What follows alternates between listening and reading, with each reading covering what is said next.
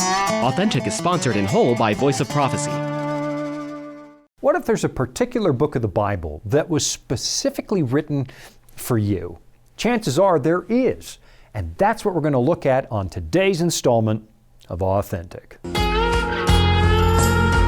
Welcome to Authentic. Shawn Boonstra explores real existential questions about the meaning of your life and how you can live a genuine human existence. Listen every week right here on this station or on your favorite podcatcher. Here's Shawn with this week's episode of Authentic. We're right in the middle of a series on the 4 gospel accounts, the 4 eyewitness accounts of the life and teachings of Jesus. Who wrote them, why they wrote them, and why they're still so important. So if you're joining us for the first time, you might want to go to the website, voiceofprophecy.com, and click on the Show tab for Authentic, and look for the first 3 episodes. Of course, I think we're also available on a variety of podcast platforms, so there's a pretty good chance you can find the previous episodes on one of those as well. Now, today we're moving on to the Gospel of Luke, which is everybody's favorite gospel during the Christmas season because it provides the most detail when it comes to the birth of Christ. Millions of people know parts of Luke's gospel by heart, whether they know it or not, because of its seasonal prominence. I'm thinking of passages like these famous lines from Luke chapter 2. I'll read them to you from the old King James Version because that's the version most of you are going to recognize. It says, "And it came to pass in those days that there went out a decree from Caesar Augustus that all the world should be taxed."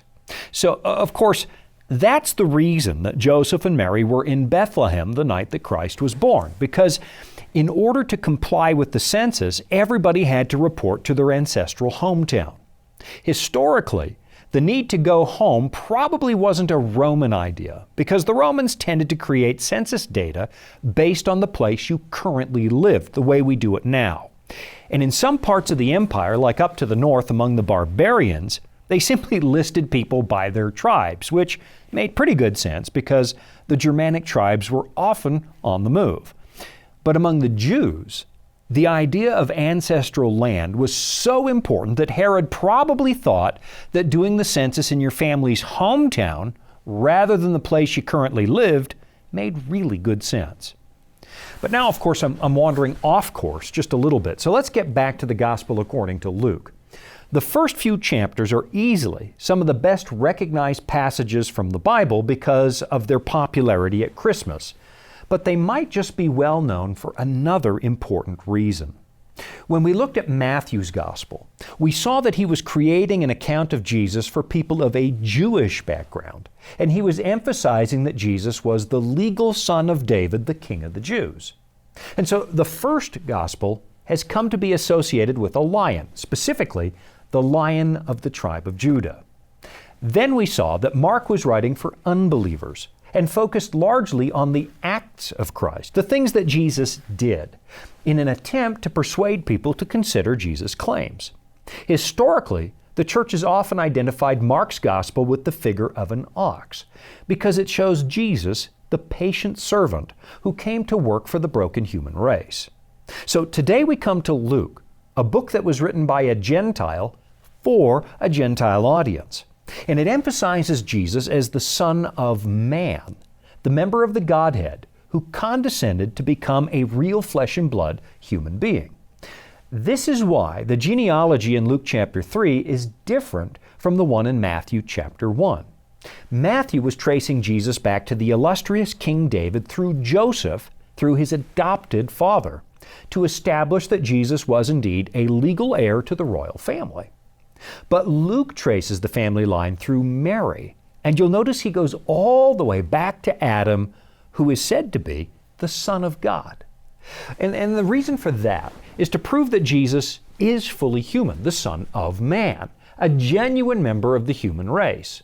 And so the historical symbol for this gospel naturally was a man. So, what we have so far in the Gospels is a lion, an ox, and a man, which are 3 of the 4 faces on the cherubim that you find in Ezekiel chapter 1 and Revelation chapter 4. When we finally get to John's Gospel, you can easily guess what the symbol is going to be, because the 4th face of the cherubim was an eagle. So, in antiquity, Each of the four Gospels was thought to be one of the four faces of the cherubim, which I think we discussed at some length in the first part of this series. Now, let's zero in on the Gospel of Luke. And maybe the first thing we should do is simply identify the author. Luke is not a Hebrew name, and that's because Luke was not a Jew.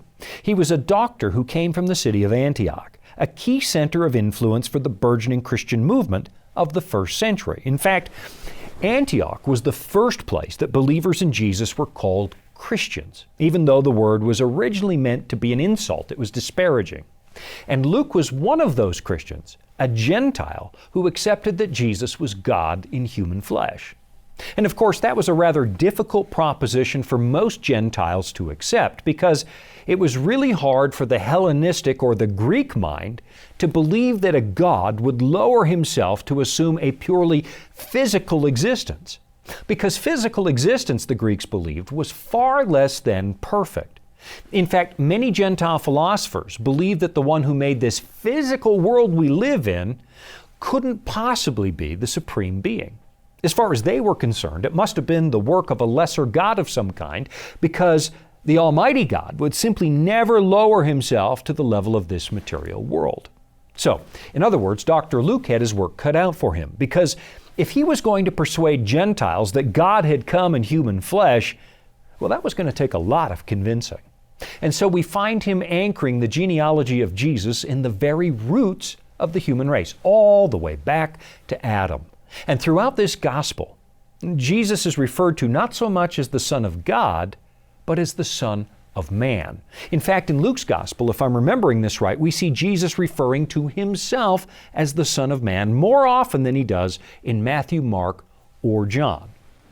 Now, we probably have a break coming up in just a few minutes, so let me quickly just deal with one other interesting aspect of Luke's gospel. You'll notice at the very beginning that it's addressed to a man by the name of Theophilus.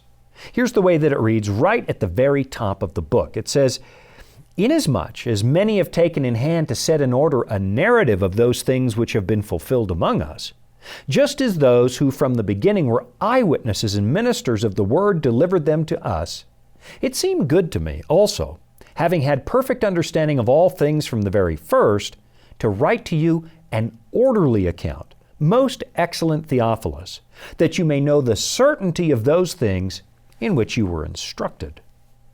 Notice that Luke was writing an orderly account. And this gospel isn't the only place he does that. He also wrote the book of Acts, which was also addressed to this guy, Theophilus.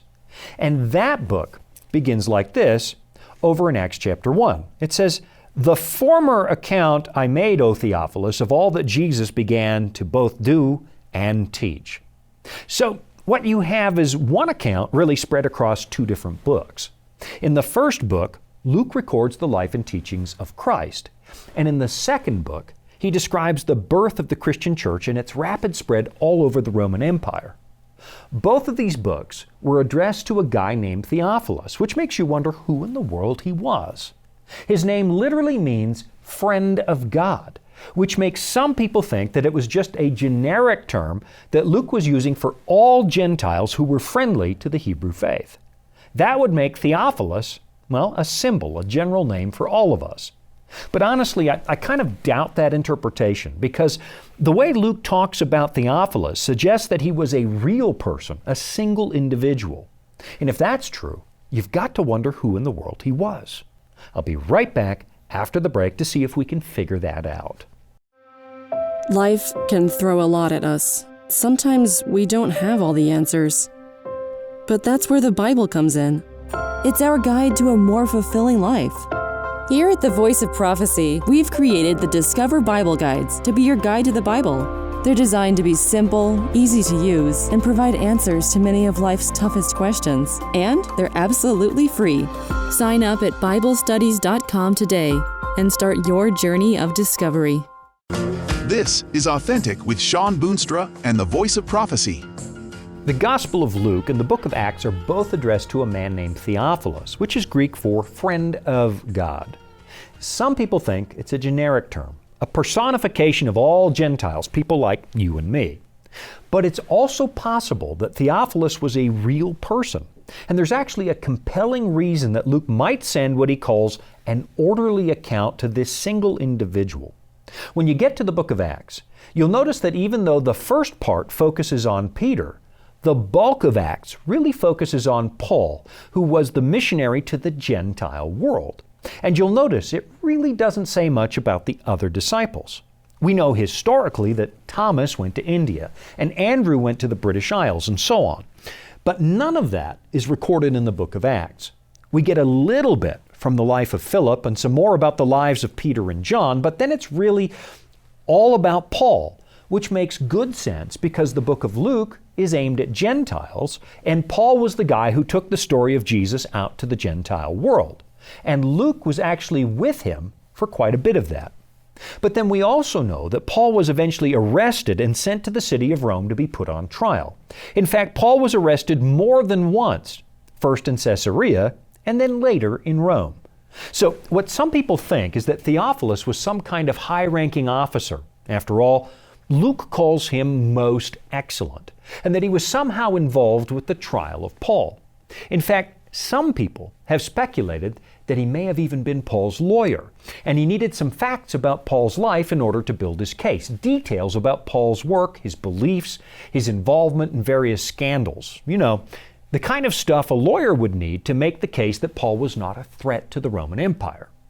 That would explain why Paul's personal testimony appears 3 times in the book of Acts. And it would also explain why Roman characters seem to be portrayed in a mostly positive light all throughout Luke's writings. I mean, there'd be no point in poking the Roman bear if you're trying to convince the Romans that Paul is innocent. Let me show you what I mean. In the 23rd chapter of Luke, you suddenly have the testimony of a Roman centurion who was there the moment Jesus died, and he says, certainly, this was a righteous man. That's a good report about a Roman. We also see Pontius Pilate, the Roman governor, declaring Jesus to be innocent 3 times. Now, can I prove that the book of Acts is some kind of legal brief? No, I can't. All we have is circumstantial evidence. But the theory does make a lot of sense when you read the books carefully. And the fact that the book of Acts suddenly ends with Paul in prison, and it doesn't tell us what happened to him after that, well, certainly makes it seem more likely. This was written before Paul was executed, so it's entirely possible that it was prepared for his trial, and in the process, it created an inspired record of Christian history that survives to this day. Now, if you think about it, that would mean it's not just Paul on trial in these documents, it's also the entire Christian faith. Luke is daring to tell the Gentiles that God had come in human flesh, and he works very hard to make the case. You'll notice that back in Matthew's Gospel, the birth of Christ doesn't receive nearly the amount of attention that Luke gives it. Luke really zeroes in on the humanity of Christ. He was born to a real mother, just like you and me. He was born in very humble circumstances in the presence of mere animals. He was laid in a manger and wrapped in swaddling clothes. The Jesus Luke describes is very relatable, and it's easily the most human account of his ministry. And what Luke is trying to do is portray Jesus as the Savior of the whole world and not just the Jews. And that becomes really obvious in some of the little details you find throughout the book. Take, for example, the parable of the fig tree that Jesus tells in Matthew 24. Let me read just a little bit of that to you, because there's a tiny little difference between Matthew's version and the one that Luke tells. Jesus is talking about the signs of his coming, and this is what he says. Now learn this parable from the fig tree. When its branch has already become tender and puts forth leaves, you know that summer is near. So also, when you see all these things, know that it is near at the doors. What he's telling us is that we can know when his return is close by reading the signs. The same way that new leaves in spring remind us that summer is certainly going to arrive. We might not be able to predict the day or hour, but we can know when it's close. And you'll notice Jesus uses a fig tree to make that point, which Jesus sometimes used as a special symbol for Israel. In another parable, he talked about a fig tree that failed to bear fruit, and he was clearly talking about the covenant people. But then take a look at Luke's version, and I want you to notice the difference. Luke records it like this. Then he spoke to them in a parable. Look at the fig tree and all the trees. When they are already budding, you see and know for yourselves that summer is near. Now, did you catch it? Matthew only mentioned a fig tree, but Luke adds all the trees in his version of the same story. Why? Well, because he wasn't writing to a Jewish audience, and he was careful to emphasize that the gospel is meant for everybody, whether Jew or Gentile. Luke is showing us a very relatable God, the Creator who became one of us. He lived among us, laughed with us, cried with us, suffered with us, and was moved by compassion when he saw our suffering. He was so humble that the lowest of people could relate to him. His very lowly birth was first announced to shepherds, who were considered the bottom of the social order. Shepherds were lowlifes in those days, people who watched sheep because they couldn't do anything better. And yet the angels approached them first. Why? Because the Son of God had become just like all of us. Not like the king who sat in a palace just a few miles from Bethlehem. Not like a member of the Sanhedrin, a high-ranking member of society, but like us. Everyday, normal people with battered and broken lives. The book of Hebrews reminds us, for we do not have a high priest who cannot sympathize with our weaknesses, but was in all points tempted as we are, yet without sin. What Luke describes is an authentic human experience. The life of Christ shows us what humanity was supposed to be like before we broke away from our Creator. You and I were made in the image of God, the Bible teaches, made to reflect His perfect character, and we threw it all away in pursuit of self-sufficiency. But instead of getting rid of us, God did the unthinkable. He became one of us. And with Jesus, we see what human beings are supposed to be like. We see the real deal, another Adam, except this time, the perfect man is living in an imperfect world, the world that you and I live in. Christian writer A.W. Pink points out that there's an interesting detail in the way Luke talks about the temptations of Christ. Matthew arranges the temptations so they build to a natural climax, ending with the devil offering Jesus all the kingdoms of this world. But you'll notice that Luke's order is different. He lists the temptations in chronological order. The temptation to turn stones into bread, the offer of the kingdoms of the world, and then the devil dares Jesus to leap from the pinnacle of the temple.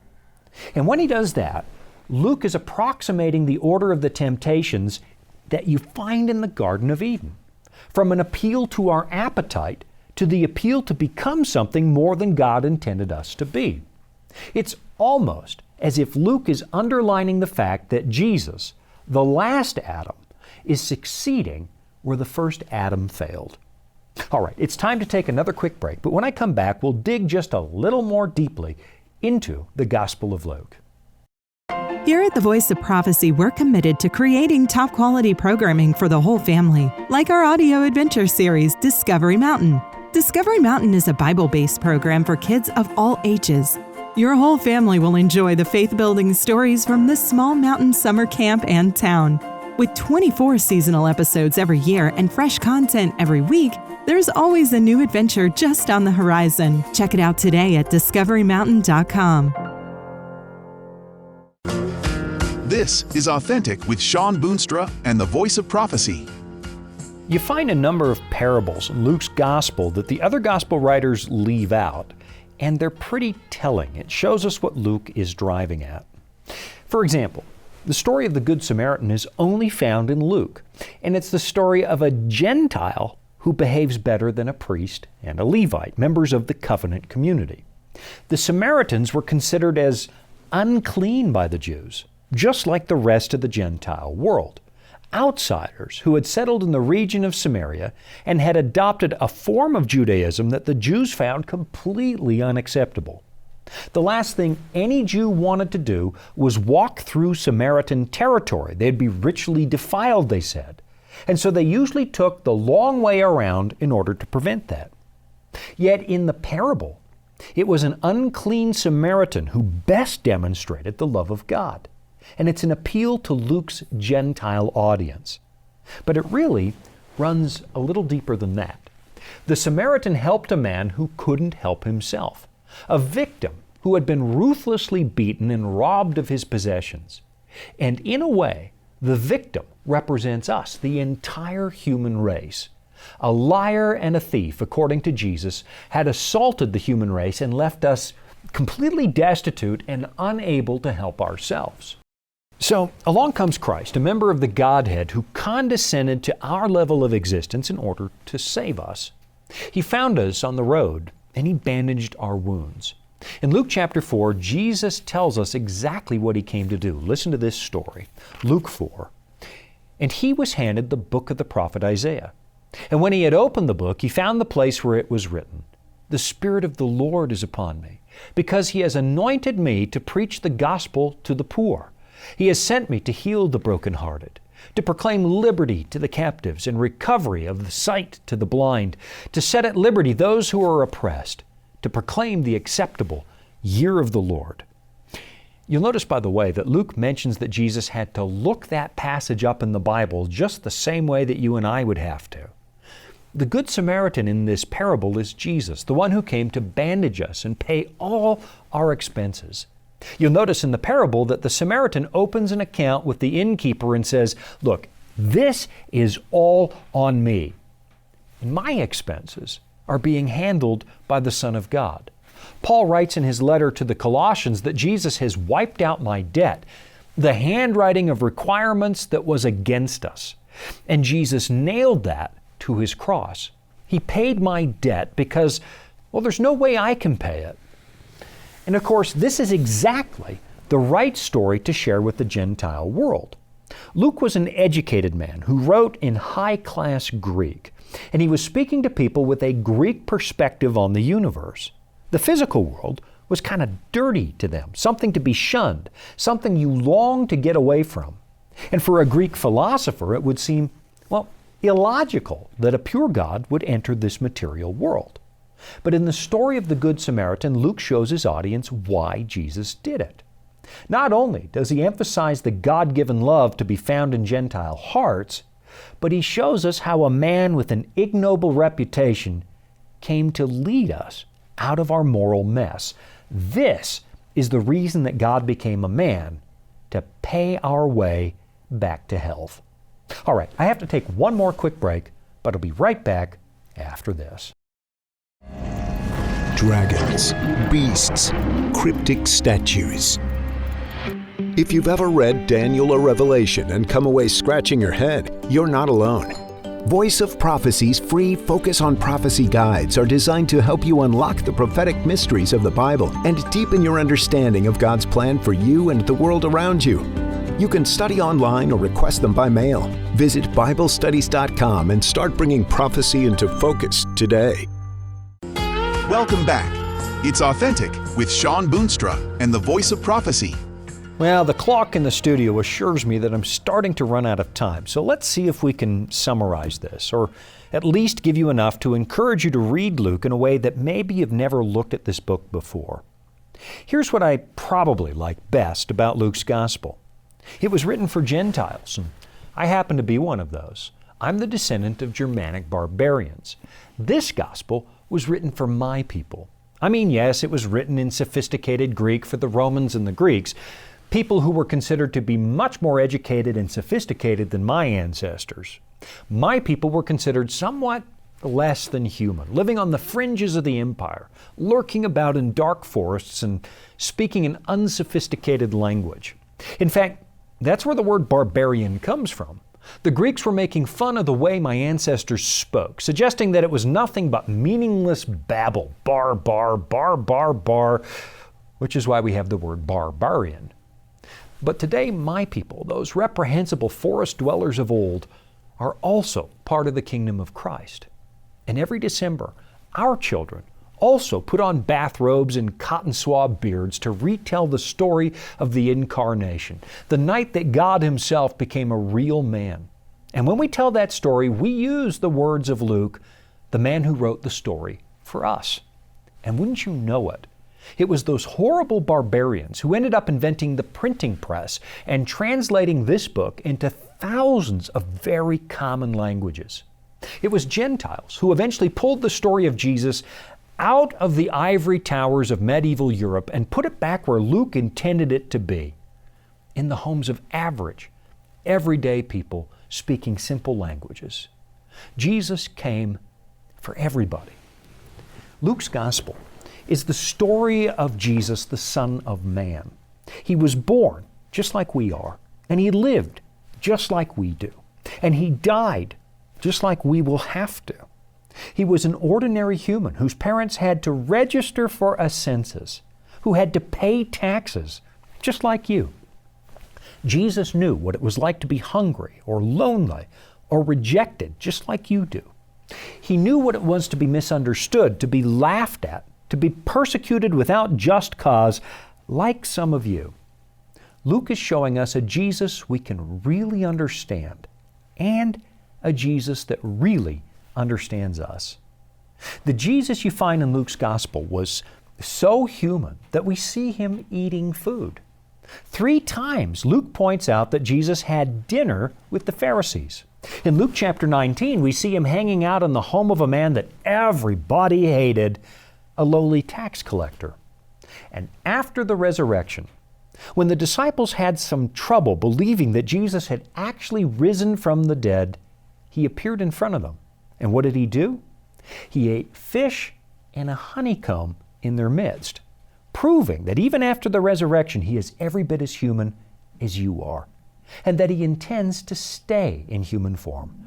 Jesus is God in a real physical body. Luke is demonstrating that Jesus was just like us, but thank God He was also different. His birth was different from ours because He had no earthly father.